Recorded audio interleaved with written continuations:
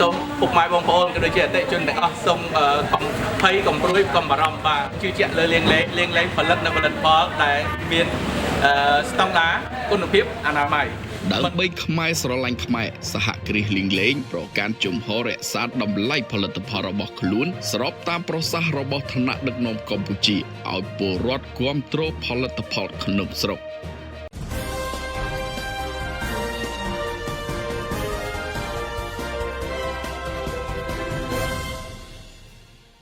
ស្ថាបនិកសហគ្រាសលីងលេងផលិតទឹកត្រីទឹកស៊ីអ៊ីវទឹកខ្មេះទឹកម្ទេសនិងទឹកប្រេងខ្យងលោកលីងលេងបានបង្ហាញនៅគោលជំហរប្រកាសការគាំទ្រផលិតផលខ្មែរនិងខ្មែរជួយខ្មែរព្រមទាំងបដិញ្ញាចិត្តខ្ពស់ក្នុងការបង្កើតផលិតផលឲ្យបានច្រើនបំផុតឆ្លើយតបទៅនឹងតម្រូវការរបស់អ្នកប្រើប្រាស់ទូទាំងប្រទេសថ្លែងក្នុងសន្និសីទសារព័ត៌មាននារុស្ស៊ីថ្ងៃទី16ខែមិថុនាឆ្នាំ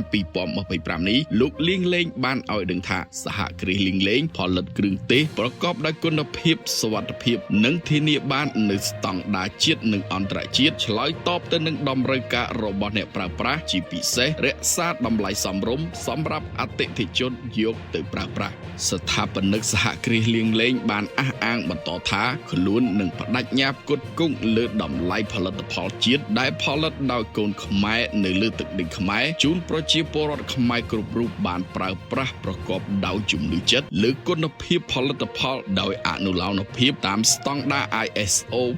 9001 ISO 20.2000 ឆ្នាំ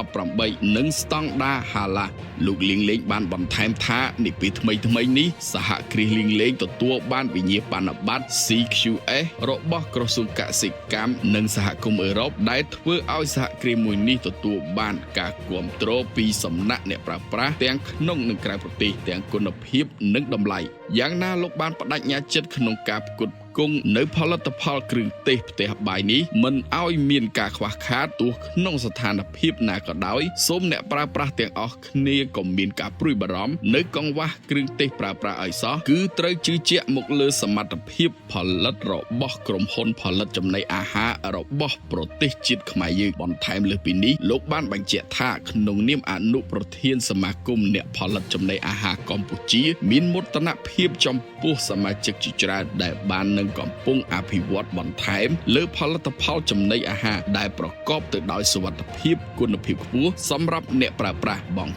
កើតចង្វាក់ផលិតកម្មពីមួយថ្ងៃទៅមួយថ្ងៃដើម្បីបំពេញទៅតាមតម្រូវការរបស់អ្នកប្រើប្រាស់ទាំងក្នុងនិងក្រៅប្រទេសលោកលៀងលេងបានបញ្ជាក់បន្ថែមទៀតថាសប្តាហ៍ថ្ងៃនេះទាំងសហគ្រាសលៀងលេងក៏ដូចជាសមាជិកនៃសមាគមអ្នកផលិតចំណីអាហារកម្ពុជាបានត្រៀមខ្លួនរួចជាស្រេចក្នុងការបង្កើតផលិតផលដោយប្រើប្រាស់វត្ថុធាតុដើមនៅក្នុងប្រទេសស្ទើរតែទាំងស្រុងតាមរយៈការចុះអនុស្សរណៈយោគយល់គ្នារវាងអ្នកចិញ្ចឹមនិងអ្នកផលិតនៅក្នុងស្រុកដើម្បីកាត់បន្ថយឲ្យបានជាអតិបរមាក្នុងការនាំយកវត្ថុធាតុដើមមួយចំនួនពីក្រៅប្រទេសយ៉ាងណាក៏ដោយស្ថាបនិកសហគ្រាសលៀងលេងដែលមាននិមិត្តសញ្ញារូបត្រីកញ្ចេញច្រាសក៏បានរំលឹកអំពីសាវតាដំបូងរបស់ខ្លួនដោយបង្កើតឡើងតាំងពីមានមនុស្សត្រឹមតែ2នាក់កាលពីជិត20ឆ្នាំមុនរហូតមកដល់មានមនុស្សរាប់សិបនាក់កំពុងបម្រើការក្នុងដំណើរការផលិតនិងចែកចាយផលិតផលគ្រឿងទេសទាំងក្នុងនិងក្រៅប្រទេសជាមួយគ្នានេះដែរម្ចាស់សហ